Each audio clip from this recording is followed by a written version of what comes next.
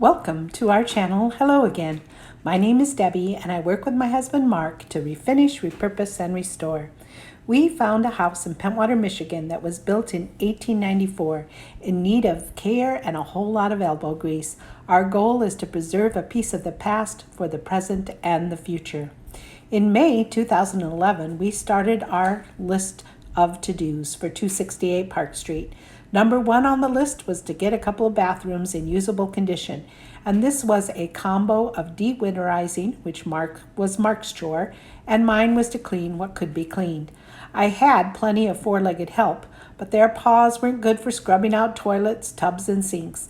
But a family friend from France named Cynthia, who was staying with us for a couple of months to immerse herself in the English language, happily agreed to assist. I told you in the second floor video that one of the very first renovations was the removal of the 60s kitchen lamp that everyone was hitting their head on. As you can see in this slide, our friend John was more than willing to remove this fixture before he hit his head again. Mark found out that the stovetop was not working, so was getting information to possibly see if we could replace it, which he was able to do.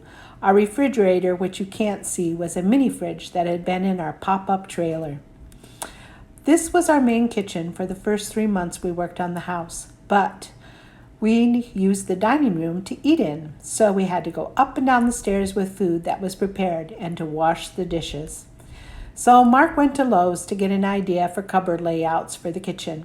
Then he went to the Restore, and over a couple of weeks he accumulated the lower cabinets that we would need along with a couple of upper cabinets, a sink with a garbage disposal, and a real refrigerator. A friend of Mike's, my son-in-law, was remodeling his house and gave us their old stove, dishwasher, microwave, and pantry cupboard that they were going to donate. Mark went to Lowe's and Home Depot and eventually found some countertops on clearance. And then we painted the OSB floor with kilns so I could wash the floor. And voila, we had a main kitchen on the first floor, which was perfect because this area had some heat and we would need that when it started getting colder outside. Another important device to enable us to work weekends was a satellite dish. Mark likes his TV at night to unwind. John and Mark are finding the best place for the satellite dish, and my grandson Xander is supervising. Another thing that was important with 4 grandchildren was trying to make sure things were as safe as possible. So Mark added extra railings to the stairs that was a private entrance to the Yeager's living area and later on to the main apartment. One of the tasks that took the longest was Mark's working with an electrician to make sure that the power boxes were all identified and that an appropriate amount of load was on each breaker. When this was done, most of our outlets and switches worked. This was approximately 2 months of work because, of course, it was completed only on weekends. Mark and a couple of handymen scraped and repainted windows and then replaced weather stripping on windows and doors in preparation for winter. Remember, in the first floor picture during the walkthrough, we had snow on the floor. Since Mark couldn't find a heating and cooling company to install a new furnace that would accommodate the old part of the house, we needed to find another way to heat the house so we could stay and work on the house during the winter. We did have 3 small furnaces, one for the block add-on, one for the kitchen and the 2 back bedrooms, and on the second floor, one in the family area. The rest of the house had been heated with radiator heat, and if you remember in the walkthrough on the first and second floors, all radiators, though very ornate, were disconnected. When Mark checked out the boiler, he found out the pipes were rusted through, so this expensive option was eliminated. Mark started looking at wood burner stoves, but in order to use a wood-burning stove, you had to have a working and clean chimney. So again, Mark started looking for a mason and a chimney cleaner. We were lucky that the mason was able to help us with the chimney cleaning too. He ended up replacing the upper part of the chimney and placing a cap which would keep animals from getting down the flue. We tried to find a brick that was as close as possible to the original brick, but there was a definite difference. But what was most important is it was now functional again. Another plus is we didn't have birds coming down the chimney anymore.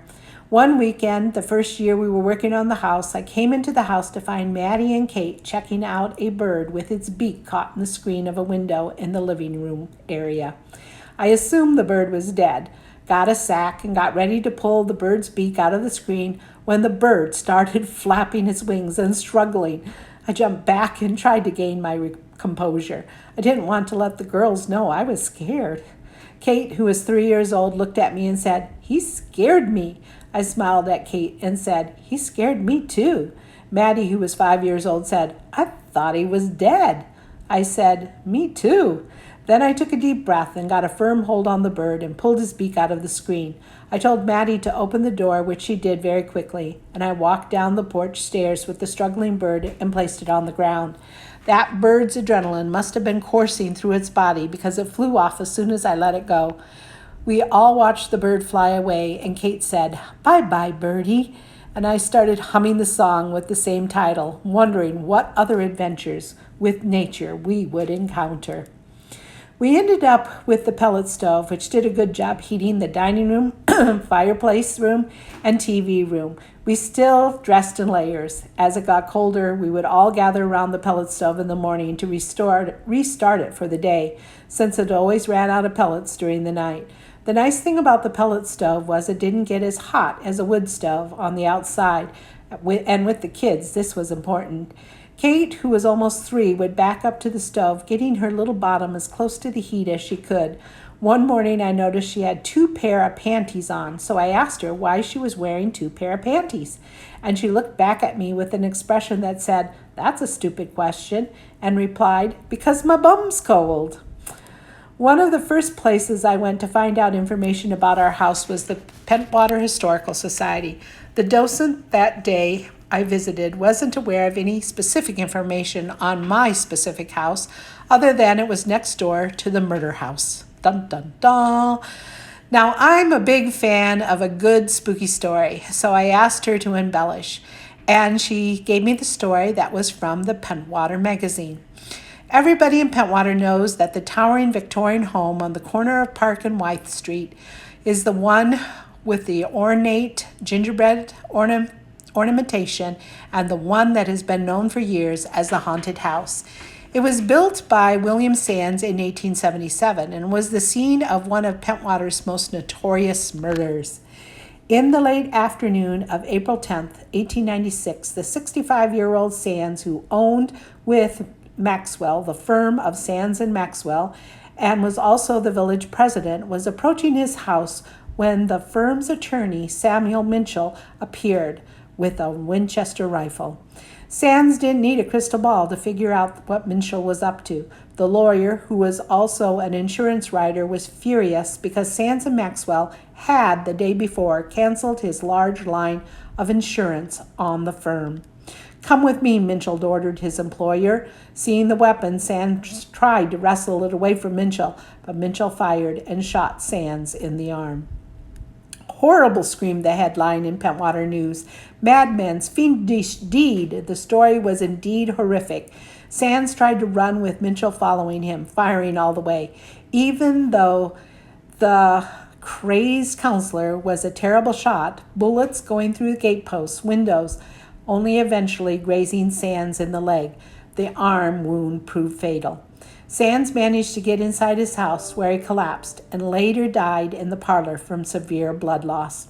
But Minchell wasn't finished with his day's work, and with the gun still smoking from the shots fired at Mrs. Sands, reported the newspaper, the wretch returned to his own home and deliberately murdered his entire family, wife and 3 young children, and then turned the weapon upon himself. I hope you enjoyed our Perfect Imperfections, and if you like our content, please hit the like and subscribe button so you can get access to all of our adventures at 268 Park Street. At this time, I would like to introduce to you my granddaughter Maddie, who is my editor and currently training me in everything she knows about videos. Maddie will be 15 years old this December. We continue to try and meet our goal of posting every Tuesday, or as close as possible. We hope to see you in our next video.